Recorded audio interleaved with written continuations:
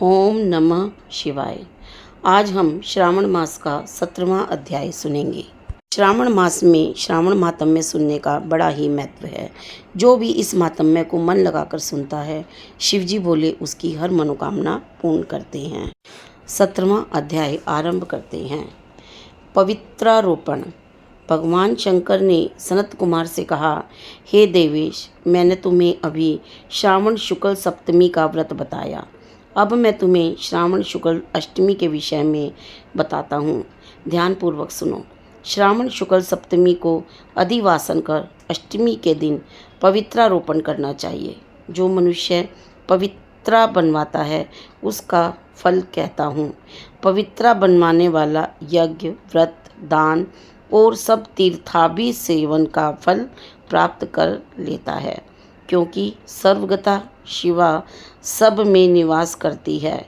अतः उसे न आदि व्याधि दुख पीड़ा होती है और न शत्रु का भय रहता है। उसे कोई ग्रह भी पीड़ा नहीं पहुंचा सकता।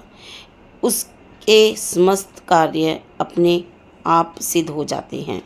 राजाओं के पुण्य की वृद्धि करने वाला इससे बढ़कर दूसरा कोई साधन नहीं है। श्रावण शुक्ल सप्तमी के दिन अधिवासन करके देवी के लिए उत्तम पुष्प, फल, गंध, सब प्रकार की पूजन सामग्री लेकर अनेक प्रकार के नैवेद्य, वस्त्र, आभूषण आदि एकत्र करें। फिर पवित्रा निर्माण करके पंचगव्य प्राशन करना चाहिए। फिर चरु द्वारा दिग्बली और अधिवासन कर सुंदर वस्त्रों से पवित्रा का आच्छादन करना चाहिए। 100 बार देवी के मूल मंत्र से अभिमंत्रित करके पवित्रा को देवी के सामने स्थापित करना चाहिए। देवी का सुंदर मंडप का निर्माण कर रात्रि जागरण करना चाहिए।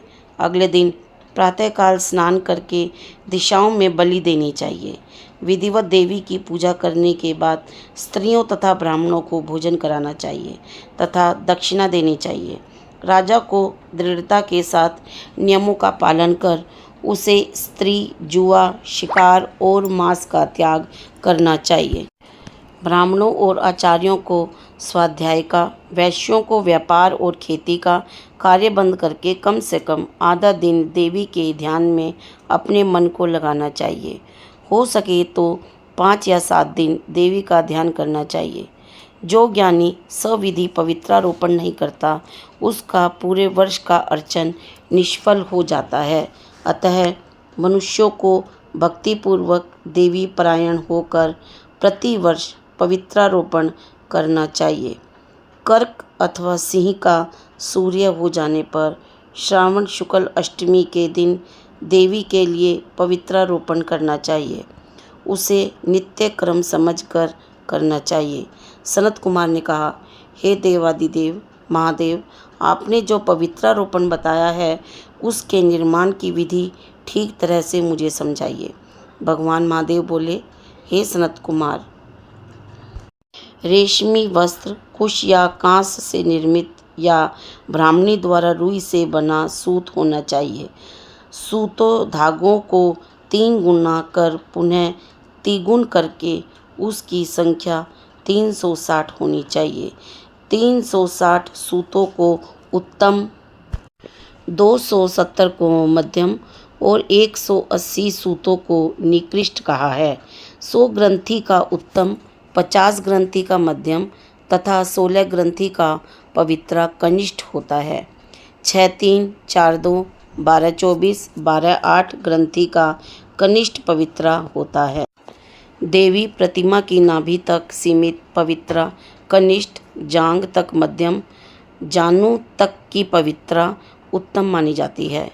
इस पवित्रा की सब गांठों को केसर से रंगना चाहिए तथा सर्वतोभद्र वेदी पर देवी का पूजन करके देवी के समक्ष कलश या बांस पात्र पर पवित्रा को रखें। 3 सूतों में ब्रह्मा, विष्णु और शंकर का आवाहन करना चाहिए।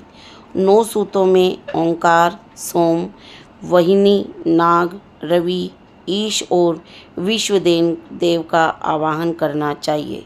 हे सनत कुमार, अब मैं तुम्हें ग्रंथियों में देवों की स्थापना की विधि बताता हूँ। क्रिया पुरुषी, वीरा विजया अपराजिता, मनोन्मनी जया भद्रा मुक्ति और ईशा नामों के आदि में प्रणव लगाकर ग्रंथि संख्या के अनुसार आवृत्ति करके आवाहन तथा चंदन से पूजा करनी चाहिए। इस प्रकार प्रणव द्वारा अभिमंत्रित कर देवी को पवित्रारोपण का विधान तुम्हें बताया है। जिन दूसरे देवों को प्रतिपदा आदि तिथियों में पवित्रारोपण करना चाहिए उनके विषय में सुनो। धनद, श्री, गौरी, गणेश, चंद्रमा, गुरु, सूर्य, चंडिका, अम्बा, वासुकी, ऋषि, चक्रपाणि, अनंत, शिव, ब्रह्मा और पितृ आदि देवों का प्रतिपदा आदि तिथि में पूजा करें। यह पवित्रारोपण प्रधान देवों का है। उनके सहदेवों को 3 तार वाला पवित्रा समर्पण करें। श्रावण शुक्ल पक्ष एवं कृष्ण पक्ष की नवमी तिथि का महात्म। दोनों पक्षों की नवमी के दिन यथाविधि कुमारी नामक देवी का अर्चन कर नक्त व्रत कर दूध और शहद मिला हुआ भोजन करना चाहिए या उपवास रखकर इस दिन कुमारी नाम से देवी का निरंतर पूजन करें। चांदी की प्रतिमा बनाकर उसमें भक्तिपूर्वक दुर्गा पापनाशिनी का कनेर के फूल, गंध, अगर, चंदन, दशांग, धूप और लड्डू द्वारा पूजन करना चाहिए। कुमारी लड़कियों को भोजन कराने के बाद ब्राह्मणों को भक्तिपूर्वक भोजन कराना चाहिए। फिर मौन धारण कर बिल्व पत्र भोजन करना चाहिए। नवमी का व्रत प्राणियों के सब पापों को नष्ट करने वाला, समस्त संपत्तियों को प्रदान करने वाला, पुत्र पौत्र आदि की वृद्धि करने वाला और सद्गति प्रदान करने वाला है। बोलो शिव पार्वती की जय। 17वां अध्याय संपन्न हुआ। अगर आपको अध्याय अच्छा लगा हो तो लाइक करें, शेयर करें, सब्सक्राइब करें और कमेंट में ज़रूर बताएं कि आपको अध्याय कैसा लगा। राधे राधे।